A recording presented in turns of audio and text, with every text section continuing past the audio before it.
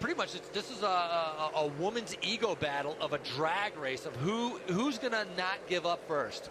And they really can't do much about the real estate battle. I mean, there could be a team who's got some power to show up out of nowhere because there is so much room. You see 2016 on the rider's right-hand side coming up, the yellow jersey of Dragoo with just one teammate behind her.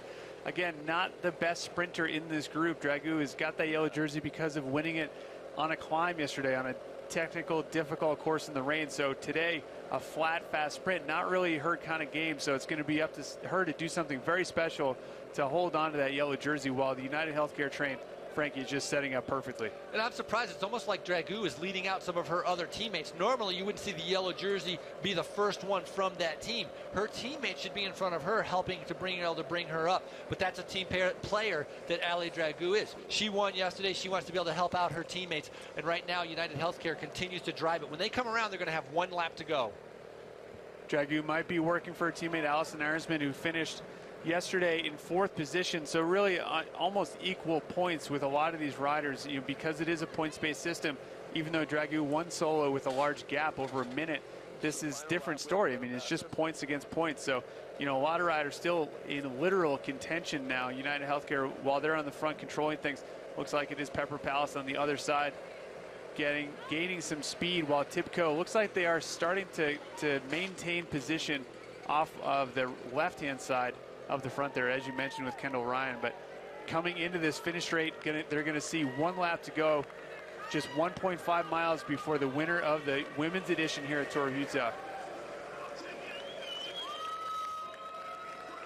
Look at that effort on the front, giving it everything with one lap to go, trying to do anything she can to keep that pace high, to give her teammates the best chance to be able to win. Of course, it's a combination on Pepper Palace presented by the Happy Tooth. There's Tina Pick on that team, Sarah Fader, Meredith Miller, Julie Kalitje, Laura Jorgensen, and Christina Goki-Smith.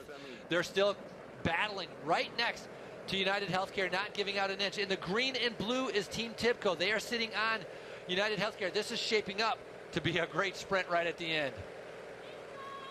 Early lead out there by Pepper Palace. United Healthcare coming over the top, taking control of the field once again, solidly in position with 4 riders, making it difficult for any of the other teams to really kind of gather up as they stay right onto that inside curb. Everyone else has to reshuffle off to the side. See Visit Dallas trying to make their way up. Colvita on their wheel. An earlier attack by Stumhofer there. Looked like it was pretty solid, but United Healthcare still in the front. Now just down to 3 riders after burning off one of their teammates before this turn here. Final riders into the final corners of the Stage 2 in the last day of the Larry H. Miller Tour of Utah for the women's race. United Healthcare has been dominant in the first 2 intermediate point sprints, taking both of them, and they continue to drive it on the front. Corin Rivera is the rider in 3rd. This rider in the front has a long ways to go right now. This is a very long lead out there on their way into the finish straight. 3 UHC riders I see. Pepper Palace off to the left-hand side. Ali Dragoo in the yellow jerseys trying to make her way up there.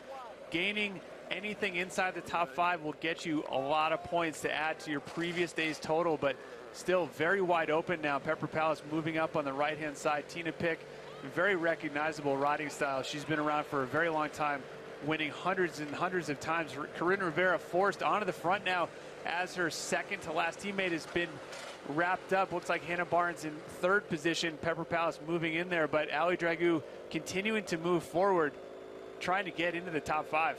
Well, Corin Rivera right now taking over that lead-out duty for Hannah Barnes, because if Hannah Barnes has the lead, all she has to do is keep that pace and hope that her sprinter will be able to do something. And Hannah Barnes coming around possibly in 3rd. Corin Rivera, look at the gap. She's just going to take it from the front.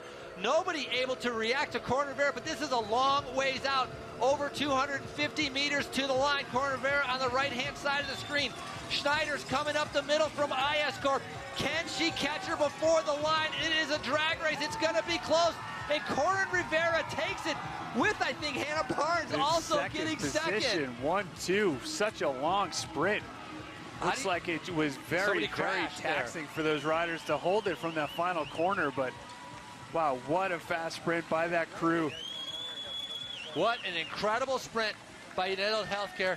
And there's the crash. Her foot came out, and so then she ends up falling right at the finish line. She nails her knee. Definitely a scrape there.